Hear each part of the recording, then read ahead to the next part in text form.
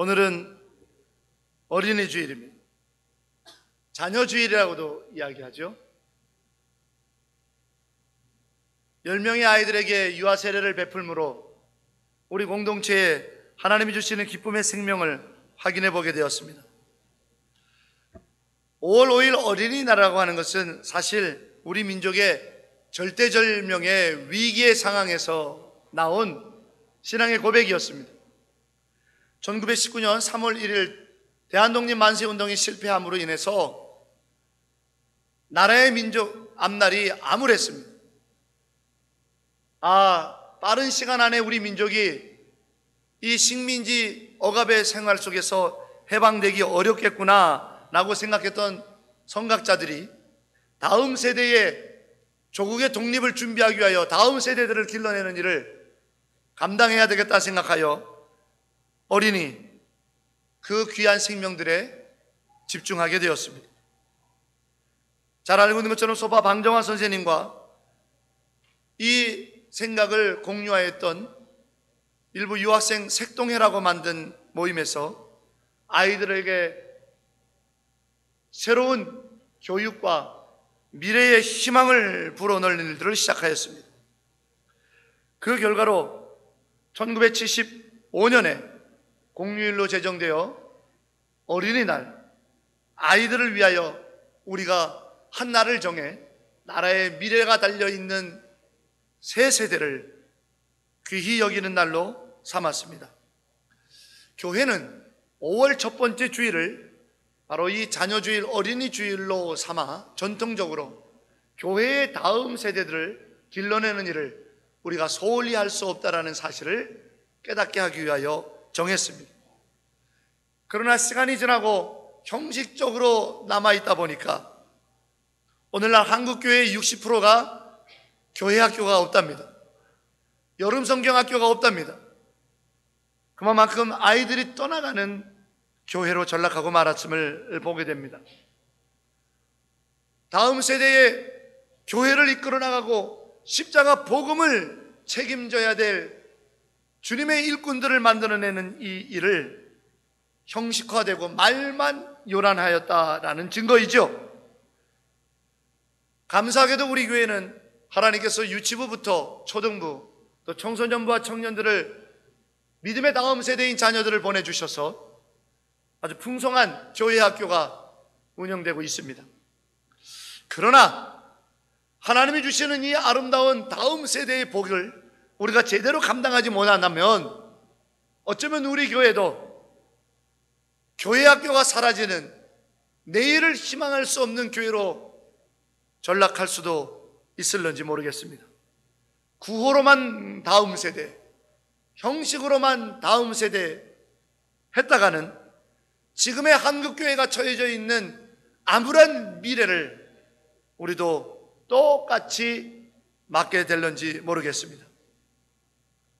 복음의 다음 세대, 교회를 이끌어갈 다음 세대를 위하여 이제 우리는 깨어날 때고 정말로 저들을 위하여 뭔가를 해야 할 때입니다. 오늘 어린이 주일, 자녀 주일을 맞이해서 저는 감동을 주는 사람 다윗이라는 제목으로 말씀을 준비했습니다. 사실 이 말씀은 요즘 금양로 기도회 시간에 하고 있는 하나님 마음에 합한 사람 12명의 설교 시리즈 중에 하나입니다. 그런데 금양로 기도회 시간에 나오시는 분들이 절반 정도밖에 되지 않기 때문에 주일날 한 번이라도 이 설교를 같이 나눠야겠다 생각한 끝에 자녀주일을 택해서 우리가 감당해야 될, 우리가 왜 신앙생활을 하며 교회학교 이 아이들을 이끌어가야 될 합당한 이유를 바로 다윗 한 사람을 통해서 찾아보고자 합니다.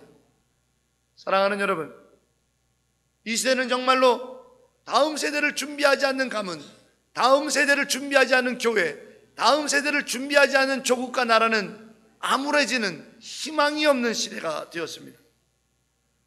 그렇다면 우리는 어떤 다음 세대들을 만들어내야 되는가? 저는 오늘 다윗을 주목하는 것은 그가 원수의 마음까지도 감동시켰던 사람이기 때문입니다. 오늘 성경 본문이 되는 이야기들을 잠깐 좀 설명드리고자 합니다.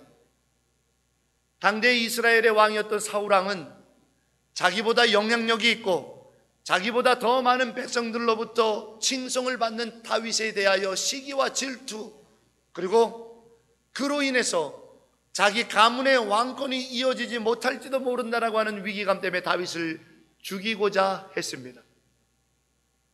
다윗은 도망가기 바빴죠. 그러던 어느 날 다윗이 숨어 있었던 광야에 배신이 생겼습니다. 다윗이 그곳에 있다라는 사실을 사울왕이 듣게 되어 정예병사 3,000명의 친위대를 직접 끌고 다윗을 죽이고자 다윗이 숨어 있는 광야에 왔습니다. 그때 다윗은 자기를 따라다니는 몇몇 부하들과 함께 깊은 동굴 속에 숨어 있었습니다. 왕인 사울이 친히 다윗을 죽이려고 급히 쫓아다니다 보니 그만 그가 용변을 보고 싶었습니다. 왕이 군대들 앞에서 창피하게 옷을 내리고 용변을 보는 것이 가당치가 않기 때문에 병사들은 지키라 하고는 근처에 있는 바로 다윗이 숨어 있는 동굴 속에 들어와 거추장스러운 왕의 겉옷을 벗어놓고는 그만 엉덩이를 드러내고 용변을 보고 있었던 것입니다. 그때 동굴 깊은 곳에 숨어 있었던 다윗의 부하들이 다윗에게 속삭입니다. 찬습니다. 지금 저 왕 같지도 않은 버러지 못한 사울을 단창으로 찔러 죽이십시오. 그러면 원수도 갚고 복수도 할 수 있고 우리가 돌아갈 수도 있습니다. 가정으로. 뿐만 아니라 당신이 왕이 될지도 어떻게 알겠습니까? 무장도 하지 않고 용변을 보고 있는 사울왕을 무장하고 있는 다윗이 단검에 베거나 단창으로 찔러 죽이는 일은 너무너무 쉬운 일이었습니다. 그러나 그때 다윗은 그렇게 하지 않았습니다. 하나님이 기름 부어 세운 사람을 사람이 어떻게 할 수 없다라는 고백을 통해 사울을 죽이지 않고 살금살금 조심히 그가 벗어놓은 겉옷의 한 부분을 칼로 베어왔습니다. 용변을 다 본 사울이 겉옷을 입고 밖으로 나가 기다리던 부하들과 함께 다시 다윗을 죽이려고 찾아 길을 떠나는 순간 다윗이 언덕 위에 올라가 사울을 부릅니다. 왕이여, 왕이여. 다윗의 목소리가 들리니까 사울왕이 말머리를 돌려서 다윗이 있는 언덕 쪽을 쳐다봅니다. 다윗이 금방 베어놓은 사울왕의 겉옷의 자락을 흔들며 말합니다. 나는 당신을 죽이지 않았습니다. 당신을 죽일 수 있도록 하나님께서 오늘날 내가 숨어있는 동굴로 당신을 보내셨지만 나는 당신을 죽일 마음이 있는 사람이 아닙니다. 나는 당신을 배반한 적이 없는 사람입니다. 그러기에 그 증거로 당신의 겉옷자락을 베어있을 뿐 당신의 목숨을 베지 않았나이다. 여기까지가 오늘 본문 바로 앞에까지입니다. 그 이야기를 듣고 있었던 사울왕이 오늘 본문을 고백하는 겁니다. 다윗아, 너는 나보다 나은 사람이로다. 내가 보니 네가 분명히 다음 왕이 되겠구나. 내가 한 가지 청이 있는데 네가 왕이 되거든 내 자식들을 불쌍히 여겨 살려다오. 맹세해다오. 이것이 오늘 본문의 이야기입니다. 사울왕은 미치광이 왕이었습니다. 분노와 시기와 질투로 눈이 뒤집어진 왕이었습니다. 그러니까 자기 사위까지도 죽이려고 작정을 한 것이죠. 그런 미치광이 왕의 마음마저도 다윗은 감동을 시켰습니다. 감동을 시켰을 뿐만 아니라 그의 입술에서 저주가 나오게 한 것이 아니라 그의 입술에서 축복이 나오게 만들었습니다. 사람의 마음을 감동시켰습니다. 원수의 마음을 감동시켰습니다. 미치광이의 마음을 감동시켰습니다. 그리하여 입만 뱉으면 저주요, 입만 뱉으면 욕설이요, 입만 뱉으면 불평이요 원망이었던 입에서 축복이 나오게 만드는 사람을 감동시켰던 다윗. 사랑하는 여러분, 오늘 바로 이 감동을 주는 사람이 필요한 세대가 되었습니다. 우리는 가끔씩 스포츠 경기에서 또는 휴먼 다큐멘터리에서 극복하고 어려움을 이겨낸, 역경을 이겨낸 자들의 삶을 바라보며 감동합니다. 그러면서 나도 저렇게 살고 싶다라고 하는 마음의 결심을 하게 됩니다. 그런데 오늘 이 다윗은 사람의 환경과 조건이 아니라 그 사람의 영혼까지를 감동시켜서 미치광이 왕을, 나를 죽이려고 하는 원수의 마음이 변화되어 나를 축복하는 자로 바꾸는 멋진 감동의 사람으로 오늘 우리에게 나타나 보여지고 있습니다. 정말 이 시대에 우리 자녀들을 이런 사람으로 길러내야 되지 않겠습니까? 적자생존이요, 정글과 같은 게임이라고 온 세상을 말합니다. 경쟁사회라고 말합니다. 서로가 서로를 험담하고 무찌르고 끌어내려야만 내 모든 것을 이룰 수 있는 세상이라고 말하는 이때에 원수의 입에서 축복이 나오게 만드는, 사람을 감동시키는, 영혼을 감동시키는, 미치광이 왕의 마음도 감동시키는 믿음의 사람, 이것이 오늘 우리들의 신앙교육의 목적이어야 됩니다. 이것이 오늘 우리 교회가 해야 될 일입니다. 이것이 오늘 우리들이 붙잡고 간절히 기도해야 될, 내 자녀의 이루어져야 될 미래의 삶이 되어야 할 것입니다. 지그지글러의 세계의 지혜라는 책에 나오는 이야기입니다. 어느 나라의 한 왕이 자기 나라에 가장 뛰어나다라고 하는 학식이 있는 사람에게 세상의 지혜를 모아오라고 그랬습니다. 그랬더니 12권의 책으로 만들어 왔답니다. 사람들이 읽을 것 같지 않아서 요약하라고 했더니 한 권의 책으로 만들어 왔답니다. 그 책도 사람들이 안 읽을 것 같아서 더 요약하라고 그랬더니 한 페이지로 적어 왔더랍니다. 그것도 읽을 것 같지 않아서 한 문장으로 만들어 오라 그랬더니 그 학자가 몇 날 며칠을 고심하더니 결과물을 가져왔습니다. 왕의 마음이 흡족했습니다. 공짜는 없다.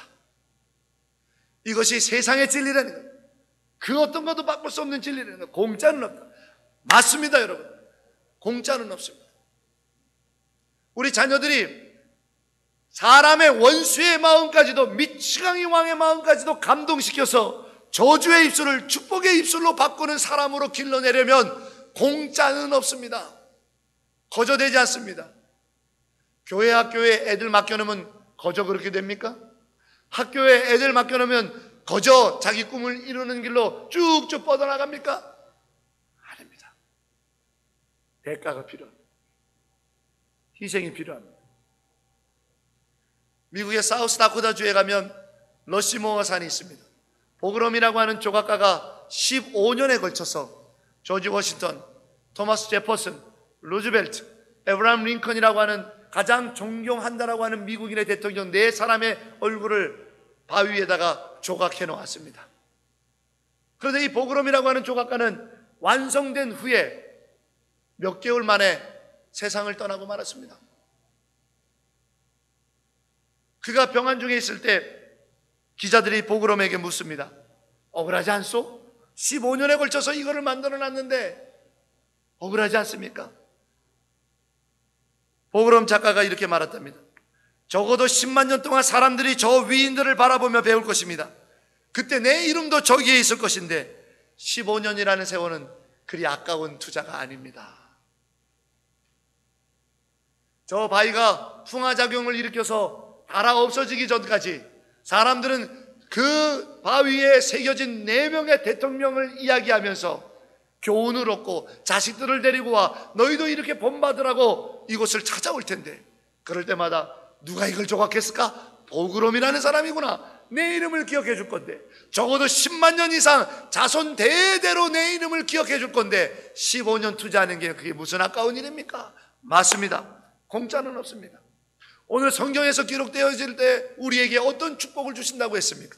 성경은 말합니다. 하나님의 마음에 합한 사람, 하나님의 마음에 합한 사람에게는 자손의 자손의 자손이 복을 얻게 할 것인데 천대에 이르도록 나의 은총을 덧입혀 주리라 하나님의 약속인 줄로 믿습니다. 천대에 이르도록 내 자손의 자손이 하늘의 복을 누리는데 우리가 희생의 대가를 아깝게 여겼어야 되겠습니까? 사랑하는 여러분, 오늘 이제 저는 다윗이 어떻게 이와 같이 원수의 마음도 감동을 주고 미치광이 왕의 입에서 저주가 아니라 축복이 나오게 만드는 감동의 사람으로 굳건히 선 사람이 되었는가? 저는 성경을 통해 두 가지의 성경의 진리를 은혜로 나누고자 합니다. 우리의 마음판에 새겨서 우리 자녀들도 이와 같이, 그리고 우리 자녀들도 이와 같이 거룩한 하늘에 합당한 사람이 되어 나로부터 시작되는 하늘의 은총이 줄줄이 우리 가문들, 자손들, 자식의 자식에까지 하늘의 영광의 축복을 누릴 수 있는 믿음의 명문 가문으로 세워지는 아름다운 역사가 말씀을 붙드는 저와 여러분 가운데 이루어지기를 주의 이름으로 간절히 축원합니다. 첫 번째로는 우리 사무엘상 16장 말씀을 함께 보기를 원합니다. 사무엘상 16장 12절 13절입니다.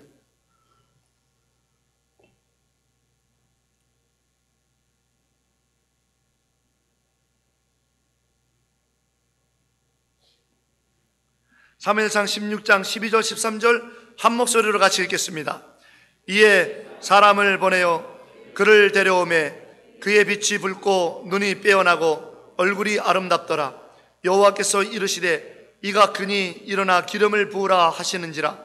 사무엘이 기름 물병을 가져다가 그의 형제 중에서 그에게 부었더니 이날 이후로 다윗이 여호와의 영에게 크게 감동되니라. 사무엘이 떠나서 라마로 가니라. 아멘.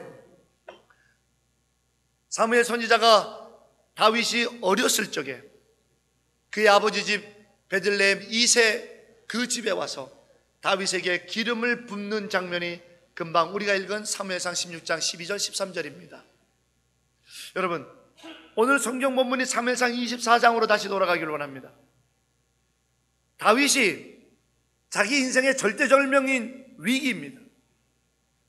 사울왕과 엄청난 군대가 나를 죽이려고 밖에 진을 치고 있습니다. 그 절대절명의 위기에 단숨에 이 위기를 벗어날 수 있는 찬스가 왔습니다. 사울왕을 단창에 찔러 죽이면 복수도 하는 겁니다. 나를 죽일 자가 사라지니 내가 집에 편히 갈 수 있을 것 같습니다. 그리고 사람들이 왕이 사라졌으니 인기 있는 나를 왕으로 삼아주지 않을까? 찬스 아닙니까? 절대절명의 인생의 위기에서 절호의 찬스를 가져서, 그리고 내 주변에 있는 사람도 그게 맞다고 나를 부추깁니다. 다윗이요, 단창에 찔러 죽이십시오. 그런데 그 절대절명의 위기, 그 가운데 맞이하는 인생 최고의 기회 때 하나님이 생각이 나는 것은 어찌입니까? 다윗이 말합니다. 하나님이 기름 부어 세운 자를 내가 어찌? 인생의 절대절명인 위기 때, 인생의 가장 위대한 찬스 때, 인간적인 방법으로 내가 성공할 수 있을 것 같은 그때에 하나님이 기억이 났습니다. 하나님이 생각이 났습니다. 내 기준과 내 생각이 아니라 하나님이 원하시는 것을 선택하여 그가 진정한 왕이요 가장 위대한 복을 누리는 왕이 되게 되는 결정적인 터닝포인트가 바로 이 순간에 하나님이 기억이 났다는 겁니다. 그게 왜 가능할까? 바로 사무엘상 16장에 기록된 것처럼 다윗은 기름이 부어져서 하나님의 성령이 충만하였기 때문입니다. 사랑하는 여러분, 우리 자녀들이 원수의 마음까지도 감동시켜 미치광이 왕의 입술에서도 축복을 받는 자가 되게 하기 위한다면 자녀들에게 성령의 기름이 부어지는 일에 희생의 대가를 치러야 합니다. 우리 교회 교육의 목적은 이 아이들의 비전을 채워주는 것 맞습니다.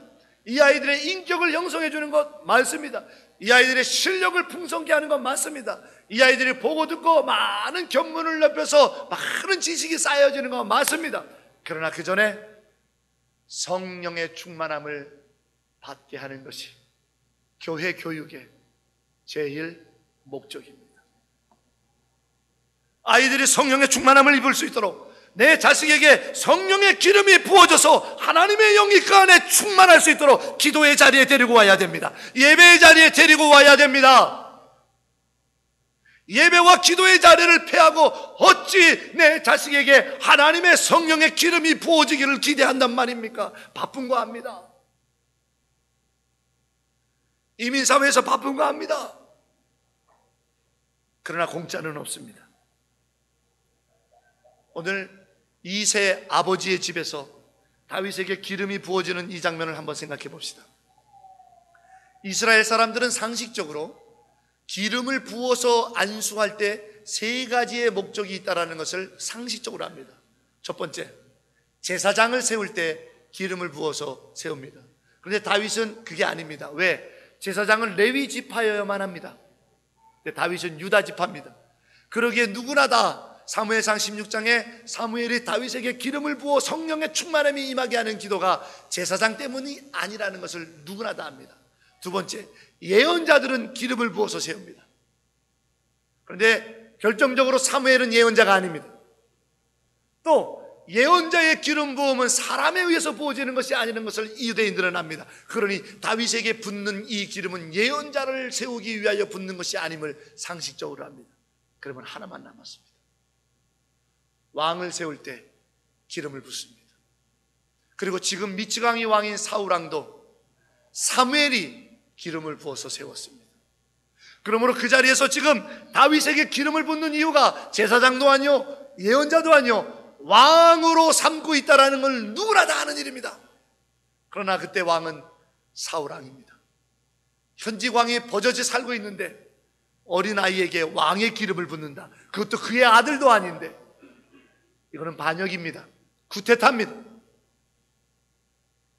삼족이 멸할 일입니다. 그러나 아버지 이제는 받아들입니다. 내 아들에게 성령의 기름이 부어져서 내 아들에게 하나님의 영이 충만할 수만 있다면 희생하겠다라는 겁니다.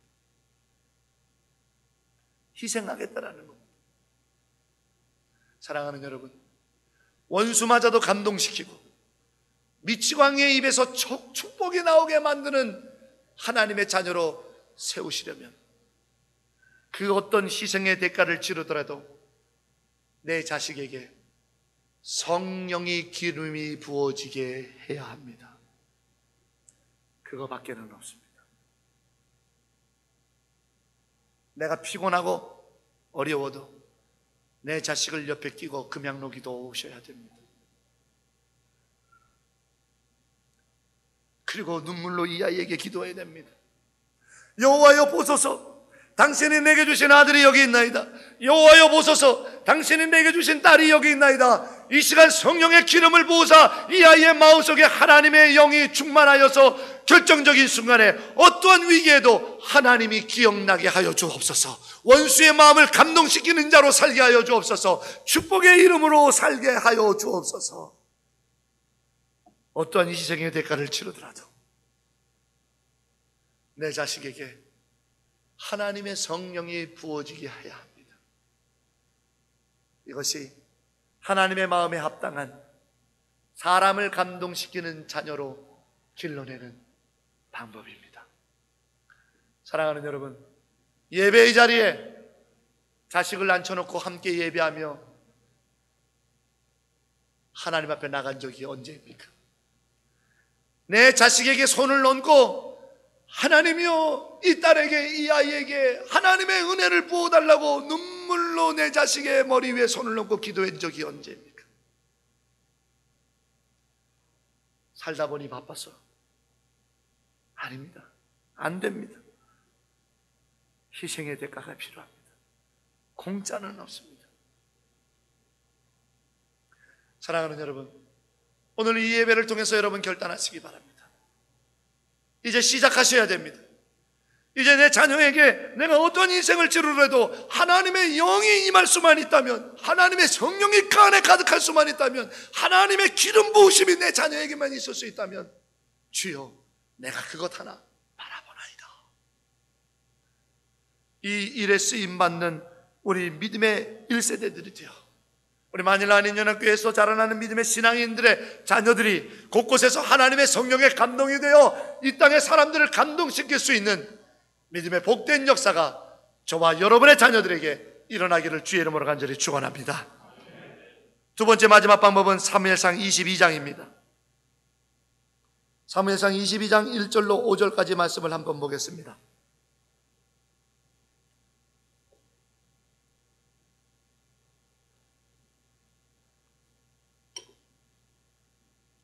사무엘상 22장 1절로 5절까지 우리 다 같이 한 목소리를 같이 읽겠습니다.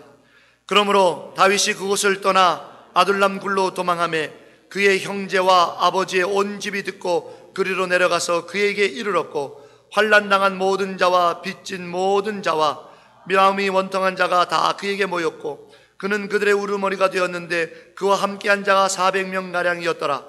다윗이 거기서 모압 미스베로 가서 모압 왕에게 이르되 하나님이 나를 위하여 어떻게 하실지를 내가 알기까지 나의 부모가 나와서 당신들과 함께 있게 하기를 청하나이다 하고 부모를 인도하여 모압 왕 앞에 나아갔더니 그들은 다윗이 요새에 있을 동안에 모압 왕과 함께 있었더라. 선지자 갓이 다윗에게 이르되 너는 이 요새에 있지 말고 떠나 유다 땅으로 들어가라. 다윗이 떠나 헤렛 숯불에 이르니라. 아멘. 오늘 우리가 읽은 사무엘상 22장 1절로 5절의 말씀은 다윗이 사울이 자기를 죽이려고 한다고 하는 소식을 듣고 도망가기 시작했던 때를 말합니다. 그런데 다윗이 아버지를 모시고 모압 땅에 갔다라고 오늘 성경은 기록하고 있습니다. 성도 여러분, 모압 땅을 우리는 이해해야 됩니다. 당시에 이스라엘 사람들에게 있어서 모압 땅은 저주받은 땅입니다. 구원이 없는 땅입니다. 지옥의 땅이라고 불렀습니다. 모세와 함께 이스라엘 백성이 출애굽해서 가나안으로 갈 때 모압이 길을 내주지 않았기 때문에 그때부터 저주했습니다. 여러분, 우리가 성경에 룻기를 잘 압니다. 룻이라고 하는 여인이 모압 여인입니다. 그 모압 여인이 베들레헴 가나안 땅으로 돌아올 때 두려웠던 것은 당연합니다. 왜? 저주받은 여인이 들어왔기 때문입니다. 그런데 이 저주받은 땅 모압 땅에, 구원이 없는 땅 모압 땅에, 심판만이 남아있는 땅 모압 땅에, 지옥이라고 불리는 모압 땅에 누가 갔습니까? 다윗의 아버지가 갔습니다. 무엇을 말합니까? 저는요, 오늘 이 본문을 볼 때마다 다윗이 왜 광야에서 견뎌낼 수 있는지, 다윗이 왜 블레셋 땅에 가서 미친 사람 노릇하면서도 살아남을 수 있었는지를 저는 깨달을 수 있습니다. 왜? 아버지부터 구원이 없는 땅, 저주받은 땅 모압 땅에서 견뎌내는 것을 보여줬기 때문입니다. 아버지부터. 성경은 다윗을 소개할 때 끊임없이 다음과 같이 말합니다. 이새의 아들 다윗, 이새의 뿌리에서 한 가지가 나왔으니 다윗이라. 혈통적으로만 말하는 겁니까? 아닙니다. 이새의 그 담대한 인내의 믿음이 다윗에게 전해졌다라는 겁니다. 다윗이 광야에서 견디기 어려웠습니다. 다윗이 블레 땅에서 죽을 것 같았습니다. 이제 그만하고 싶었습니다. 그때 그의 머릿속에 무엇이 남았습니까? 내 아버지 이새도, 내 아버지도 지금 모압 땅, 저주받은 땅에서 견뎌내고 있는데 내가 이까지 걸 못 이기겠는가? 내 어머니도 그 지독한 가난을 이겨냈고, 내 어머니도 그 지독한 멸시를 이겨내고 견뎌내고 믿음으로 기도로 살아왔는데 내가 이까지 문제에 무너질 수 있으랴? 아버지 이새부터 모압 땅에 가는 걸 두려워하지 않았습니다. 아버지 이새부터 모압 땅에 가는 것이 겁나지 않았습니다. 왜? 하나님이 기름 부어주심을 믿었기 때문에, 왜? 하나님이 살아계심을 믿었기 때문에, 왜? 하나님이 우리를 택하시고 약속하신 것이 있는 것을 확신하기 때문에. 그 확신의 믿음을 가지고 아버지가 먼저 찾아왔다고 성경은 쓰고 있습니다. 그리고 아버지가 담대하게 모압 땅에 내려가는 걸 두려워하지 않고 그 모압 땅, 저주받은 땅에서 기도하면서 하나님의 때를 기다리는 아버지의 모습을 보았기 때문에 다윗도 광야에서 견딜 수 있었던 것입니다. 다윗도 블레셋 땅에서 이겨낼 수 있었던 것입니다. 내 아버지도 그렇게 하고 계시는데 이제 우리가 먼저 해야 될 때입니다. 자식들만 너는 교회 열심히 나가거라가 아닙니다. 내가 보여줘야 합니다. 지독한 고난이 왔을 때 포기하고 실망하는 것이 아니라 여호와 앞에 무릎을 꿇고 우는 모습을 보여줘야 됩니다. 사업이 실패해서 낭망되고 여러 가지 문제가 꼬여서 두려운 그 순간에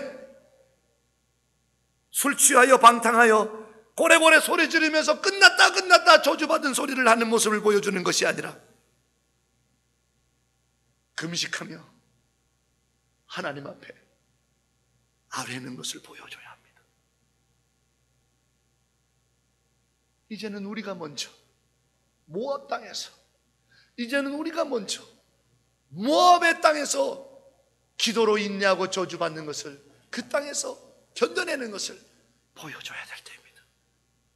그럴 때 우리 자식과 같은 다윗과 같은 우리 자식들이 광야를 만나든 블레셋 원수의 땅에 있든 내 아버지도 그리하셨는데 내 어머니도 그리하셨는데 내가 이까지 어려움을 못 이겨내리라.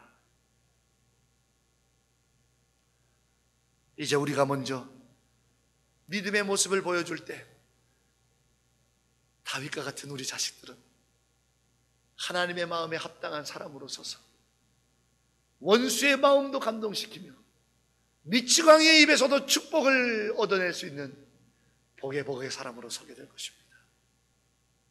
이것이 오늘 우리들의 신앙생활이어야 됩니다. 이것이 우리들의 간증이어야 됩니다. 이것이 우리들의 노래여야 됩니다. 이것이 우리들의 찬송이어야 됩니다. 사랑하는 여러분, 이제 마닐라 한인연합교회의 시작입니다. 우리가 할 차례입니다. 우리 교회가 보여줘야 될 때입니다. 우리가 이것을 자식들에게 알게 해야 될 때입니다. 견뎌내십시오. 인내하십시오. 기도하십시오. 금식하십시오. 부르짖으십시오. 하나님만 믿으십시오. 자식이 보고 있습니다. 자식이 보고 있습니다. 자식이 그와 같이 나를 닮아 그가 광야에 던져졌을 때 기도로 이길 것입니다. 자식이 나를 닮아 그가 블레셋 땅에 처했을 때 하나님을 부르짖을 것입니다. 그럴 때 우리 자녀들은 다윗의 강성함으로 일어나 여호와의 영광을 찬송하는 하나님 마음에 합한 사람, 원수의 마음까지도 감동시킬 수 있는 복의 사람으로 서게 될 줄로 믿습니다. 사랑하는 여러분, 이 일을 함께 하기를 원합니다. 이 일에 함께 손잡기 원합니다. 우리 서로 도와 이 일을 통해 우리 공동체 안에서 자란 어떠한 자녀도 한 사람도 어긋남이 없이 이 아름다운 복된 길로 다녀 하나님의 영광의 찬송의 증거가 되는 믿음의 자손을 길러내는 저와 여러분, 우리 교회가 되기를 주의 이름으로 축원합니다.